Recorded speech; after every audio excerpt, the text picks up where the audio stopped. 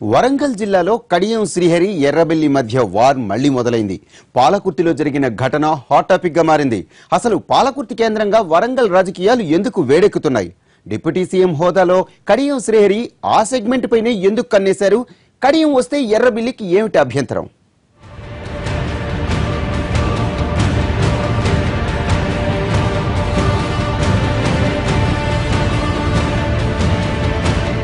వరంగల్ జిల్లాలో పాలకుర్తి నియోజకవర్గానికి Telangana deputy CM Kadiyam Srihari రావడం కొత్తేమీ కాదు.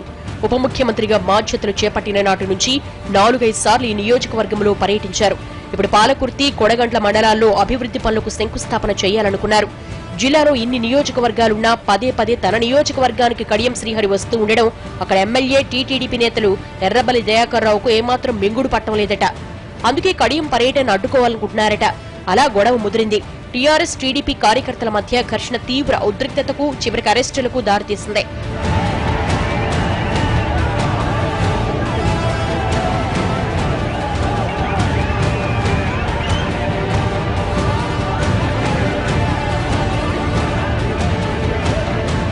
అసలు పాలకుర్తి నియోజకవర్గంపై కడియం ఎందుకు కాన్సంట్రేట్ చేశారు అన్న చర్చ రాజకీయ వర్గాల్లో జరుగుతోంది.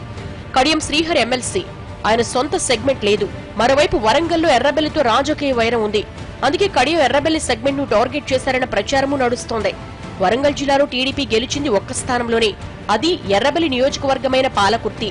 ఇక్కడ టీడీపీ ప్రభావం ఏమాత్రం లేకుండా చెయ్యాలన్నది టీఆర్ఎస్ స్ట్రాటజీగా ప్రచారం జరుగుతోంది. అందుకే కడియం శ్రీహరి పదే పాలకుర్తిలో పర్యటిస్తూ అభివృద్ధి పనులతో జనాన్ని తమ వైపు తిప్పుకోవాలనుకుంటున్నారట. ఇప్పటి వరకు కడియం పాలకుర్తిలోని 4 మండలాల్లో 4-5 సార్లు పర్యటించడం వెనుక అదే వ్యూహమని అంటున్నారు.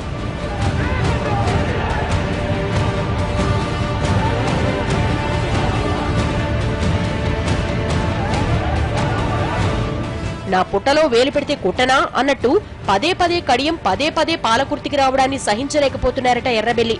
అంతేకాదు, తన నియోజకవర్గానికొచ్చి తనపైనే విమర్శలు చేయడం ఏమిటని ఎర్రబెల్లి ఫీల్ అవుతున్నారట. డిప్యూటీ సీఎం కడియంతో పాటు పాలకుర్తి టీఆర్ఎస్ ఇన్ఛార్జి సుధాకర్ రావు తీరును తప్పుపడుతున్నారట ఎర్రబెల్లి.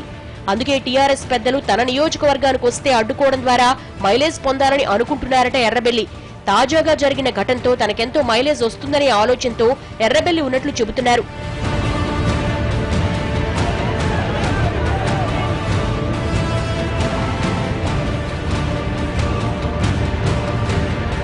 ఇప్పటి వరకు టీటీడీపీలో రేవంత్ రెడ్డి చుట్టూ చర్చ జరిగేదని, ఈ ఘటనలో ఫోకస్ అంతా తమ వైపు మళ్లిందని ఎర్రబెల్లి అనుకుంటున్నారట. అంతేకాదు, సరిగ్గా అసెంబ్లీ సమావేశాలకు ముందు ఈ ఘటన జరగడం సభలో మరింత ప్లస్ అవుతుందని భావిస్తున్నారట. ఈ అంశాన్ని సభలో లేవనెత్తి హాట్ టాపిక్ చేయాలని స్కెచ్ చేస్తున్నారట ఎర్రబెల్లి. తద్వారా సభలో ఫోకస్ అంతా రేవంత్ పై కాకుండా తనపై ఉంటుందని లెక్కలేస్తున్నారట. రేవంత్ అంశం కన్నా తన అంశం చుట్టూ అసెంబ్లీ తిరగాలి అన్నది ఎర్రబెల్లి అంతర్గత వ్యూహంగా కనిపిస్తోంది.